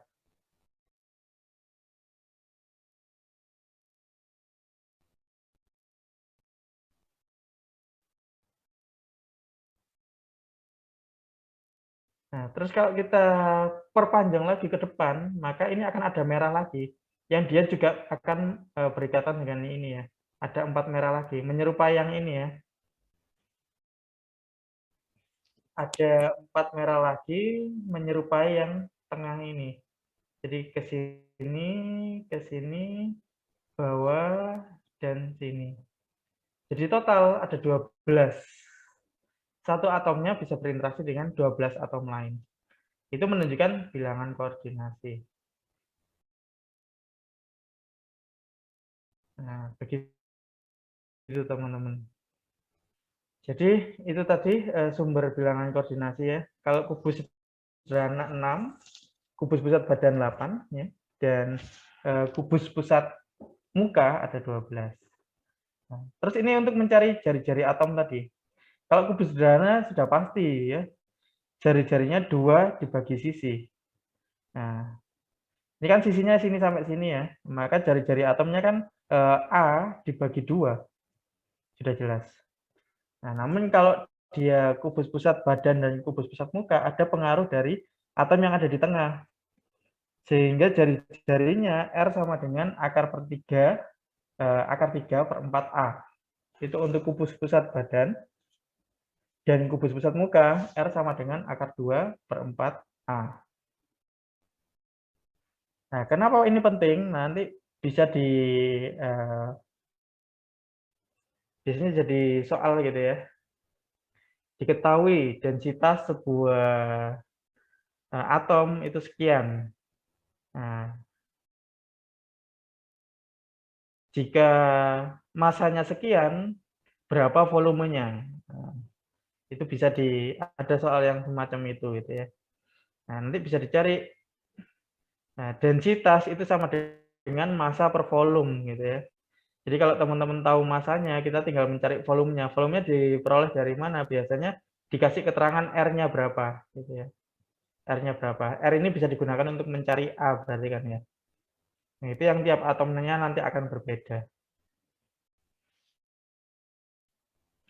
Nah, jadi rumusnya densitas atau ρ sama dengan massa total atom dibagi dengan volume satuan. Misalkan ρ-nya tadi tergantung jenis kubusnya apa gitu ya. Nah, ini ada berapa atomnya dikalikan berat molekulnya tadi, berat atomnya berapa. Nah, misalkan dia adalah kubus sederhana. Nah, kalau kubus sederhana kan berarti N-nya ini sudah pasti 1 ya. Kenapa? Penyusunnya tadi cuma 1. Kalau kubus pusat badan berarti 2. N-nya ini 2. Kenapa? Dalam satu kubus itu penyusunnya ada 2. Kalau dia kubus pusat muka berarti N-nya ini 4. Karena dalam satu kubus tadi ada 4 atom penyusun. Nah, dikalikan berat atomnya berapa gitu ya. Dibagikan dengan NV gitu ya. V ini adalah volumenya. Tadi volume bisa dicari dari A pangkat 3 ini ya. Nah, biasanya untuk mencari volume ini bisa diperoleh dari data R, jari-jari atomnya berapa. Nah, itu untuk densitas dan kisi ya, kisi kristal kubus. Jadi yang cukup unik di situ. Oke, masih ada 5 menit. Yang terakhir ini yang cukup penting juga dalam indeks kristal kita mengenal namanya ya, ada indeks bidang ya, indeks bidang. Indeks bidang ini apa? Indeks bidang ini pengelompokkan gitu ya. Nah, jadi menunjukkan indeks dari bidang kristal, dia ke arah mana. Ada 2 macam indeks, ada indeks Weiss dan indeks Miller ya. Jadi partikel-partikel yang menduduki titik kisi kristal berada dalam bidang datar gitu ya, yang disebut sebagai bidang kristal. Nah, setiap bidang kristal yang satu dapat dibedakan dengan bidang kristal yang lainnya melalui sekelompok bilangan. Kelompok bilangan itu apa? Disebut sebagai indeks bidang kristal. Indeks bidang kristal ada 2 macam, ada indeks Weiss dan indeks Miller, tergantung jaraknya. Nah, ini indeks untuk bidang kristal kisi kubus dinyatakan sebagai N1, N2, N3 atau jarak dari pusat ya ke titik potong bidangnya. Nah, di mana ketiganya adalah jarak antar titik pusat koordinat dari ketiga sumbu ABC. Jadi titik potong ya antara bidang kristal dengan pusatnya. Nah, indeks yang langsung mengetahui jaraknya itu disebut sebagai indeks Weiss. Sedangkan indeks Miller adalah seperindeks Weiss. Nah, jadi misalkan ini itu adalah indeks Miller, teman-teman. Indeks Miller. Diperoleh dari mana 100 ini? Nah, jarak dari pusat ke titik potongnya. Nah, kalau kita lihat, ini titik pusatnya kan di sini ya. Titik pusatnya di sini. Nah, jarak dari sini, ini kan satu bidang. Satu bidang. Nah, pada sumbu B, itu dia tidak ada. Jadi 0. Nah, pada titik C, dia tidak berpotongan dengan bidangnya. Nah, sehingga indeks Weiss-nya adalah 1, 0, 0.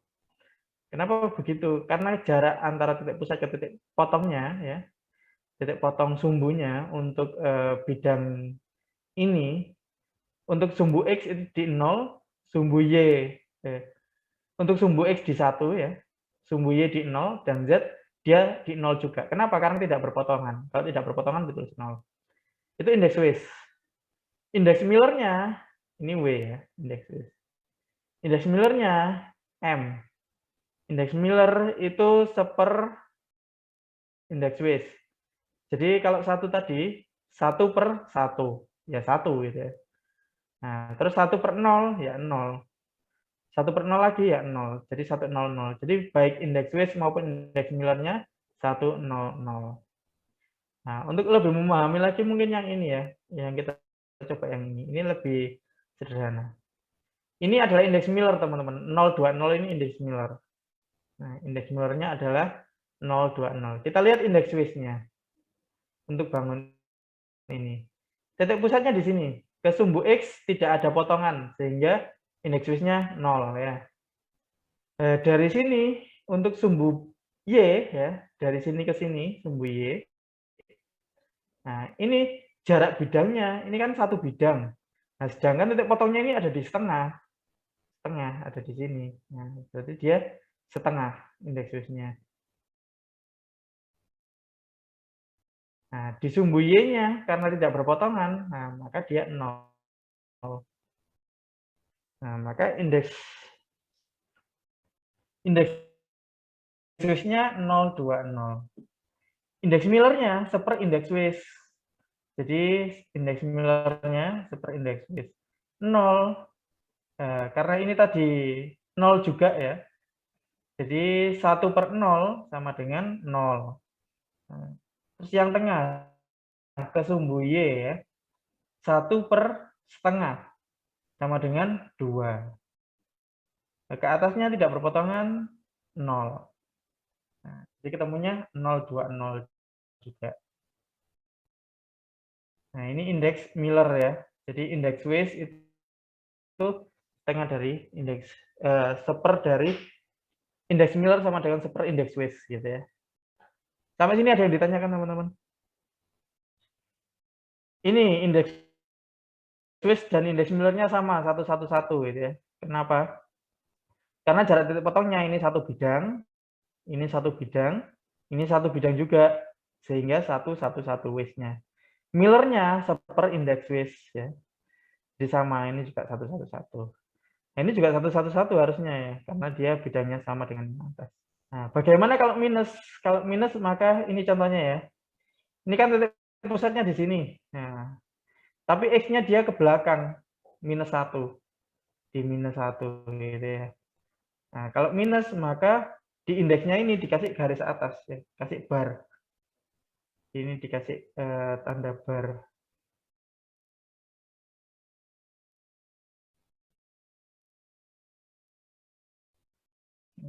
Ini ada barnya ya. Menunjukkan dia minus. Oke. Ada yang ditanyakan teman-teman terkait indeks Weiss dan indeks Miller?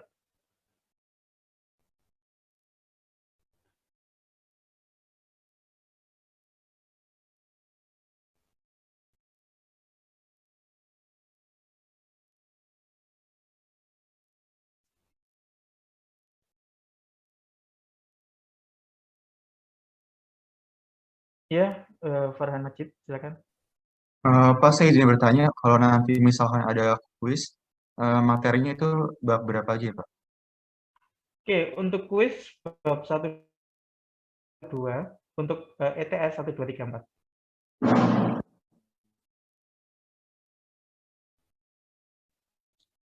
Jadi sampai bab ini juga ya.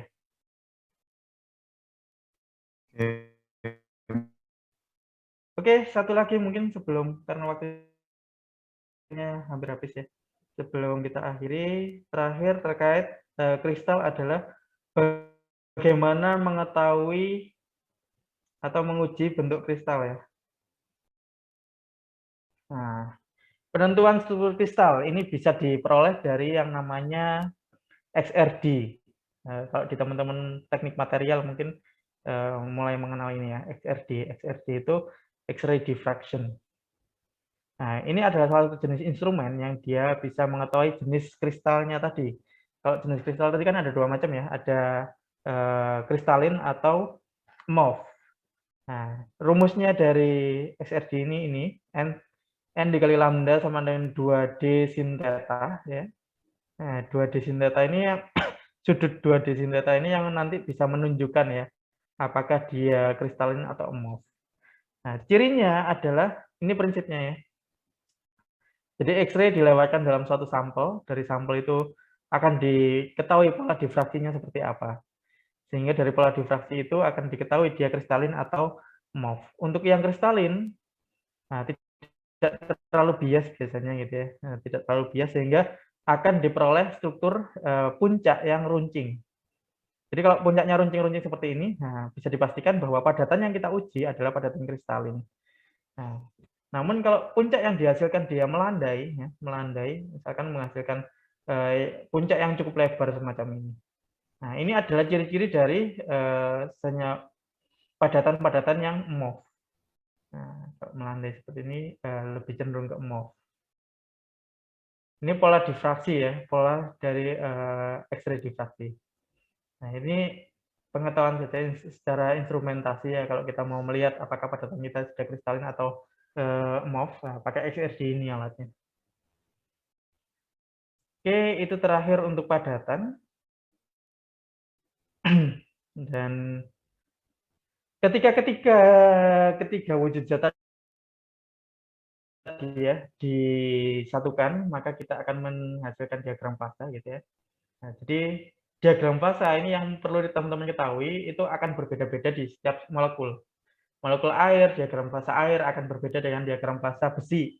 Diagram fasa besi akan berbeda dengan diagram fasanya raksa dan lain sebagainya. Nah, ini menunjukkan kondisi ya antara tekanan dan temperatur di mana molekul itu bisa berubah-ubah dari fase cair, gas, ke padat. Ada beberapa titik yang penting di sini. Ada titik didih, berarti perubahan dari cair ke gas. Ya. Ada titik beku, suhu di mana terjadi perubahan dari cair ke padat. Titik triple, pertemuan antara ketiganya, cair padat gas. Ya. Nah, ada titik kritis. Nah, ini apabila dikenai energi tadi. Nah, terus ada kalau dia wujudnya adalah plasma bagaimana? Nah, plasma ada khusus sendiri gitu ya. Biasanya setelah krisis kritis ini, nah, dia akan mencapai plasma, gitu ya, karena mulai bermuatan. Oke teman-teman, itu akhir dari wujud zat. Ada yang ditanyakan? Lebih 5 menit ya.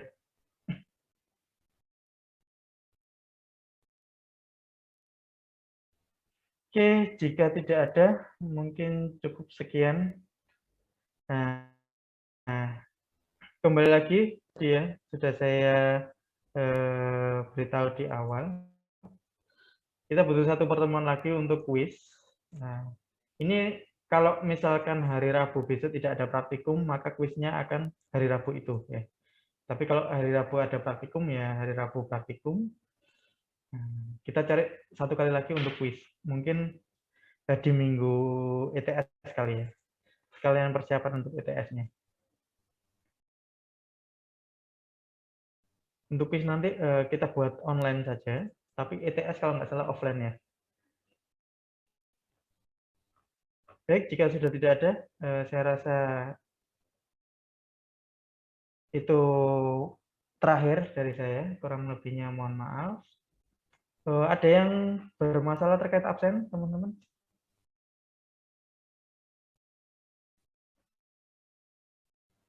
Oke, jika sudah tidak ada, saya akhiri